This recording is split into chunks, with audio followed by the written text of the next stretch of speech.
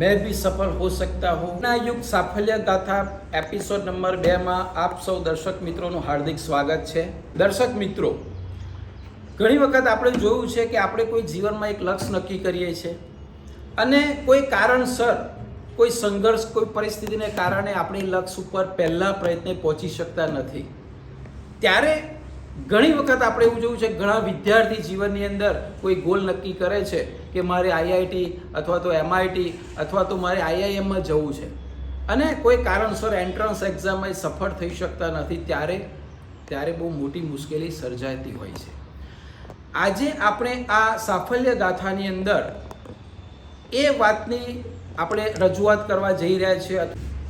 ધારો કે આપણે અમદાવાદથી દિલ્હી જવું હોય અને કોઈ મેઇન રસ્તે, મેઇન હાઈવે ઉપર આપણે ગાડી લઈને જતા હોઈએ અને કંઈક બહુ મોટો એક્સિડન્ટ એ રસ્તા ઉપર થઈ ગયો અને રસ્તો બ્લોક થઈ ગયો, તો આપણી મંજિલ દિલ્હી છે, તો આપણે શું કરીશું? ઓબ્વિયસલી આપણે એ રસ્તેથી પાછા આવીશું અને બીજો એક રસ્તો હશે જે રસ્તેથી આપણે દિલ્હી પહોંચીશું. હા, એ રસ્તો 100% થોડોક લેન્ધી હશે, થોડોક મુશ્કેલીવાળો હશે, થોડોક સંઘર્ષવાળો હશે, પણ આપણું લક્ષ્ય રસ્તો નથી, આપણું લક્ષ્ય છે દિલ્હી પહોંચવું.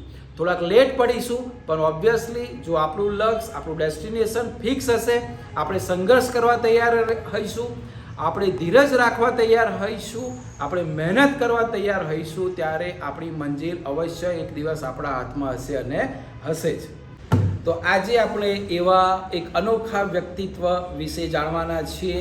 આપણી સમક્ષ આજે એવું વ્યક્તિત્વ ઉપસ્થિત થવાનું છે જેમને 12 સાયન્સ પછી ગોલ હતું આઈઆઈટી જવાનું, પરંતુ કોઈ કારણસર એ એન્ટ્રન્સ એક્ઝામ ક્રેક ના કરી શક્યા, પરંતુ જે ગોલ રાખ્યું હતું કે મારે આઈઆઈટીમાં ભણવું જ છે અને એમને કેવી રીતે આઈઆઈટીમાં એ પહોંચ્યા અને કઈ રીતે એમનું લક્ષ્ય એમને અચીવ કર્યું, એના માટે આજનો ખાસ એપિસોડ છે. તો આજના આ પ્રેરણાયુક્ત સાફલ્ય ગાથા એપિસોડ 2 માં આજે હું હાર્દિક સ્વાગત કરું છું હિતેશ રામ લખિયાણી સરનું. નમસ્કાર. તો હિતેશ સર, આપનું હાર્દિક સ્વાગત છે. અમને આનંદ છે કે આપ આજે અમારા સ્ટુડિયોમાં આવ્યા છો. અમારો પહેલો પ્રશ્ન આપને એ હશે કે આપ અત્યારે હાલમાં આઈઆઈટી ગુવાહાટી છો, તો ત્યાં અત્યારે આપનો શું રોલ છે અને આપ શું કરી રહ્યા છો?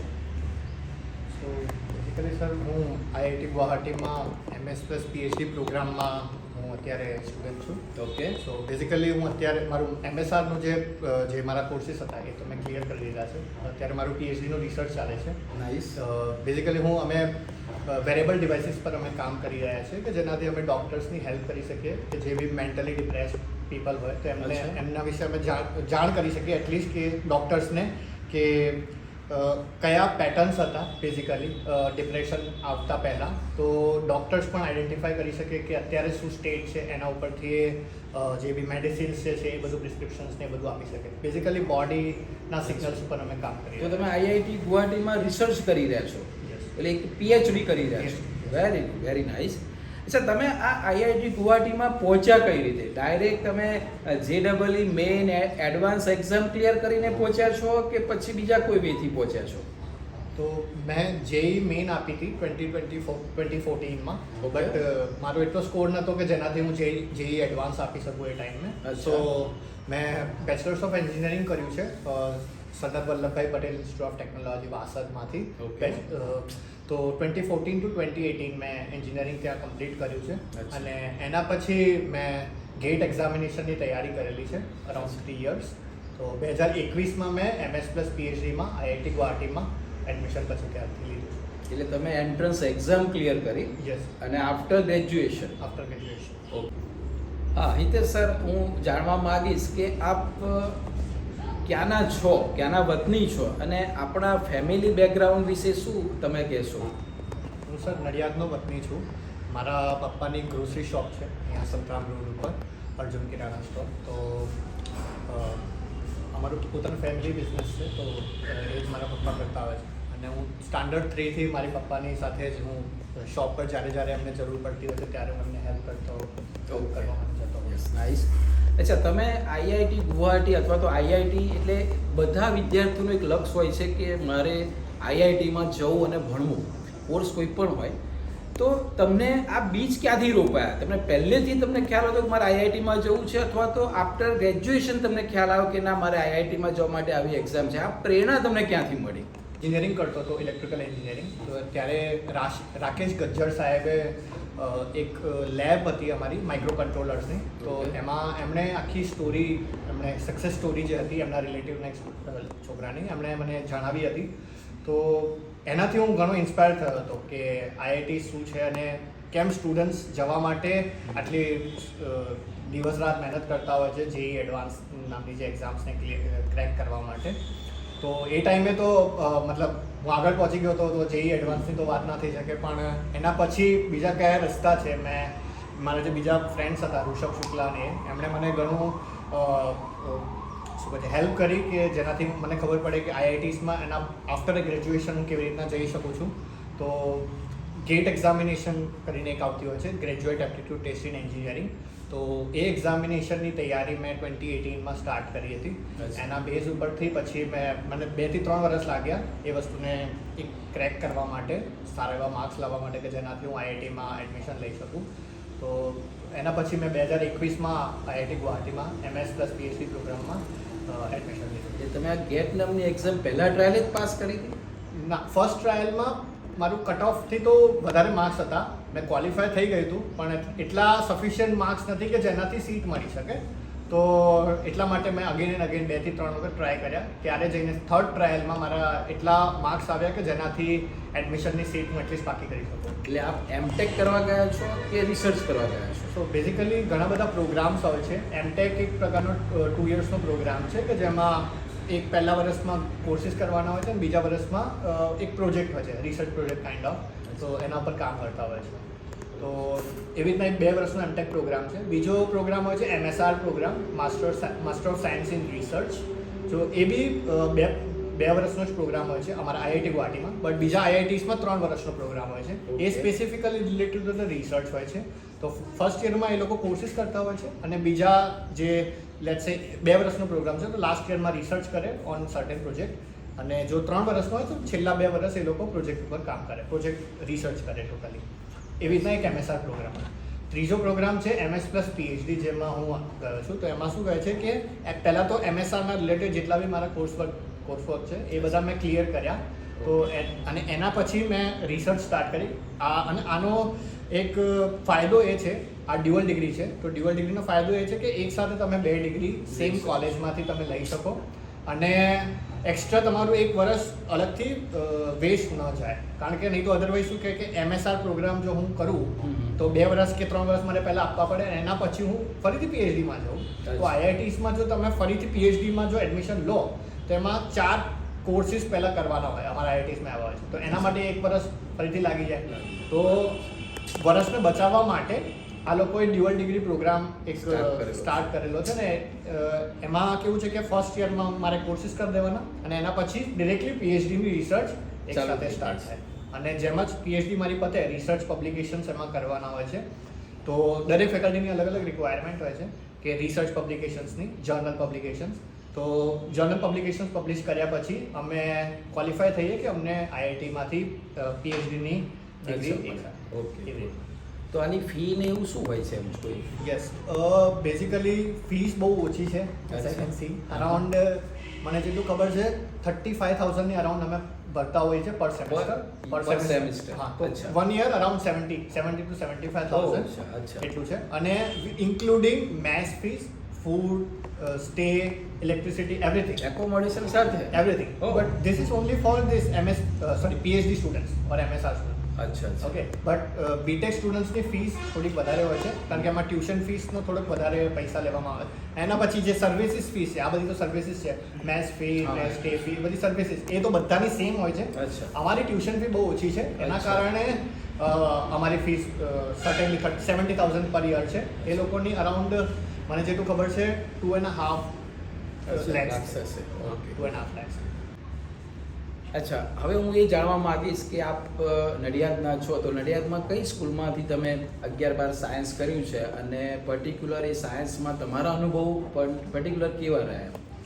મેં 11-12 સાયન્સ વિઝન સ્કૂલ ઓફ સાયન્સમાંથી કરેલું છે. 2012માં મેં એડમિશન લીધું હતું ત્યાં. Okay. આઈ થિંક એ પહેલી બેચ હતી વિઝન સ્કૂલ ઓફ સાયન્સની. તો એમાંથી મેં 11-12 સાયન્સ કરેલું છે. ઓકે. અને 11-12 સાયન્સમાં ઘણા બધા મારા સારા એક્સપિરિયન્સીસ રહેલા છે, ઘણા બધા લર્નિંગ્સ છે. કારણ કે એ ટાઈમે ટીચર્સ અલોંગ વિથ જેટલા બી સ્ટુડન્ટ્સ હતા, જે બી સ્ટુડન્ટ્સ લોકો મતલબ એમણે એડમિશન લીધું હતું, એ હાઈલી મોટિવેટેડ હતા. કારણ કે મેં બહુ રેરલી જોયા છે કે ટીચર્સ બહુ રિયલી એટલા મોટિવેટેડ હોય અને એટલા સપોર્ટિવ હોય સ્ટુડન્ટ્સના કરિયરના લઈને ખાસ કરીને. તો બહુ રેરલી મેં જોયેલું છે. અને એ ટાઈમે મતલબ હું ભગવાનનો બહુ જ આભાર વ્યક્ત કરવા માગું છું અને કે મને આટલા સારા શિક્ષકો આપ્યા કે જેમણે મને ઘણી એવી હેલ્પ કરી કે જેનાથી હું અત્યારે આ મુકામે પહોંચું. પણ મેં એવું જાણ્યું છે કે તમે 11-12 જ્યારે ભણતા ત્યારે ફિઝિક્સ વિશે તમને બહુ હેરાન કરતો હતો અને ફિઝિક્સમાં થોડીક તકલીફ હતી. Yes, actually physics generally mostly સ્ટુડન્ટ્સને થોડુંક પ્રોબ્લેમ ક્રિએટ કરતું હોય છે. કારણ કે એમાં ઘણા બધા કન્સેપ્ટ યુઝ થતા હોય છે. હોઈ શકે છે કે એ ભલે અમે 11-12માં ભણતા હોય તો 10થના બી સર્ટેન કન્સેપ્ટ યુઝ થતા હોય મેથેમેટિક્સના. કારણ કે ફિઝિક્સમાં કેવું છે કે ન્યુમેરિકલ સોલ્વ કરતા હોય તો એમાં મેથેમેટિકલ કન્સેપ્ટ પણ બહુ જરૂરી છે. અધરવાઇઝ ન્યુમેરિકલ સોલ્વ ન થઈ શકે. બરાબર છે. અને બીજું એવું છે કે થિયોરીને એકદમથી સમજમાં આવે એ બી એકદમ પોસિબલ નથી. કારણ કે દરેક સ્ટુડન્ટનું અલગ અલગ કેલિબર છે. કોકને જલ્દી સમજાય, કોકને લેટ સમજાય.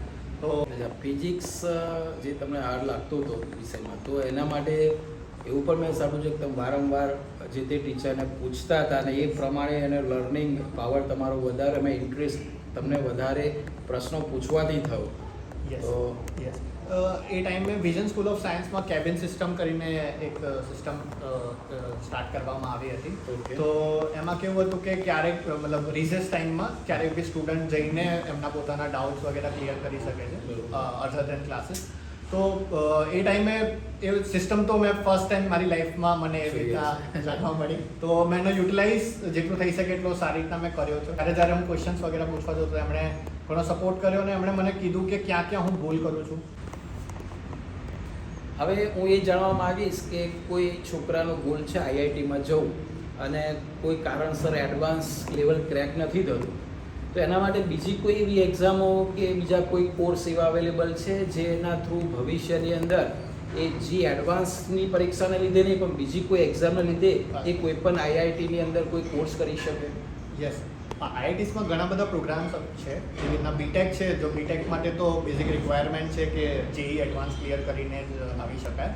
અને બીજા પ્રોગ્રામ છે જેવી રીતના માસ્ટર્સ, એમટેક છે, એમએસઆર છે, પીએચડી છે, જેના માટે મેં કીધું GATE examination, graduate aptitude test in engineering. અને બીજા પ્રોગ્રામ્સ ઘણા અવેલેબલ છે જેમાં એમએ છે, master of arts, master of science, MSc. તો એ બધા પ્રોગ્રામ્સ પણ ત્યાં અવેલેબલ છે. તો એ બધા પ્રોગ્રામ્સમાં જો તમારે એડમિશન કોઈ સ્ટુડન્ટને લેવું હોય તો જેમ કરીને એક એક્ઝામ આવતી હોય છે, JAM.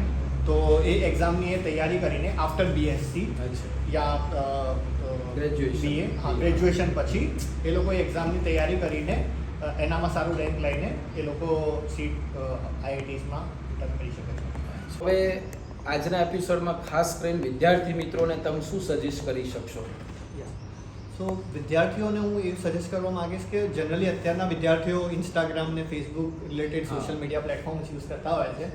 So instead using those platforms હું એવું કહીશ કે લિંક્ડઇન કરીને એક પ્લેટફોર્મ છે જે પ્રોફેશનલ્સ માટે ડિઝાઇન થયેલું છે. તો જેટલા બી પ્રોફેશનલ્સ છે જે બી સારી જગ્યાએ જોબ કરે છે યા કોઈ સારી ઇન્સ્ટિટ્યૂટમાં ભણી રહ્યા છે, આઈઆઈટીઝમાં કે બીજી એનઆઈટીઝમાં કે કોઈ એમ્સમાં, બરાબર છે, તો એ બધા સ્ટુડન્ટ્સ જે છે એ પ્રોફેશનલ સોશિયલ મીડિયા પ્લેટફોર્મ્સનો ઘણો યુઝ કરતા હોય છે.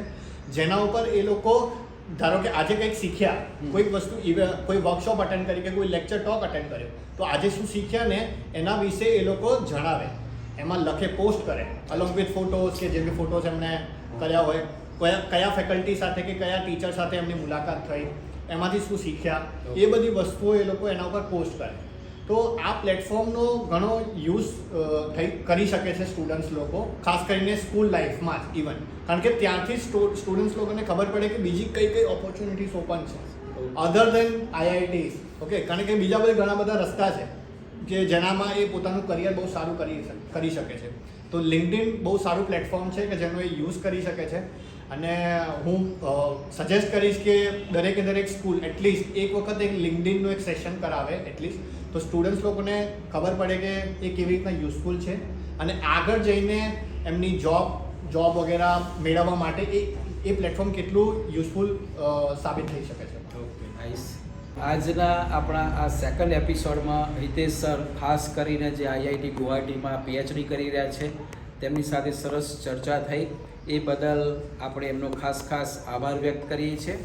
વિદ્યાર્થી મિત્રો, આજના એપિસોડમાંથી આપણે એટલું શીખીશું કે જ્યારે એ સ્કૂલમાં ભણતા હતા, વિઝન સ્કૂલ ઓફ સાયન્સમાં એમને જે વાત કરી નડિયાદની નામાંકિત સ્કૂલની અંદર, અને એમને શરૂઆતની અંદર જ્યારે 10માથી 11થમાં આવ્યા ત્યારે એમને એક ફિઝિક્સ વિષયમાં ઘણી કચાશ રહી ગઈ હતી. લોજિકલ વિષય છે, તો ફિઝિક્સ માટે એમને શરૂઆતથી ડર હતો. મારી સાથે એમની ઘણી ચર્ચા થઈ, એમાં એ પણ જાણવા મળ્યું કે એમને શરૂઆતમાં ફિઝિક્સમાં જે ટેસ્ટ લેવાતા હતા એમાં માર્ક્સ ઓછા આવતા હતા, અને એ કેબિન સિસ્ટમથી વાકેફ થયા અને કેબિન સિસ્ટમની અંદર રિસેસ દરમિયાન એ વારંવાર શીખવા જતા હતા ફિઝિક્સમાં, અને ધીમે ધીમે એમને રસ ડેવલપ કર્યો અને બાર સાયન્સમાં પણ સારા એવા ફિઝિક્સમાં છેલ્લે માર્ક્સ લાવ્યા. અને નવાઈની વાત એ છે કે જે વિષય એમને હાર્ડ લાગતો હતો, પરંતુ એક ધગસ મહેનત અને વારંવાર પૂછવાથી એ ફિઝિક્સ ઉપર પકડ આવી, ઇન્ટરેસ્ટ આવ્યો, અને આજે એ જ વિષયમાં એ પોતે PhD કરી રહ્યા છે. એ બહુ ગૌરવની વાત છે. એટલે આપણે પણ એ વસ્તુ ખાસ શીખવાની રહી. તો મળીશું પછી એક નવા વ્યક્તિ સાથે. મેં ભી સફળ હો સકતા હું, પ્રેરણાયુક્ત સફલ્ય ગાથા એપિસોડ 3માં. ત્યાં સુધી આવજો, બાય બાય.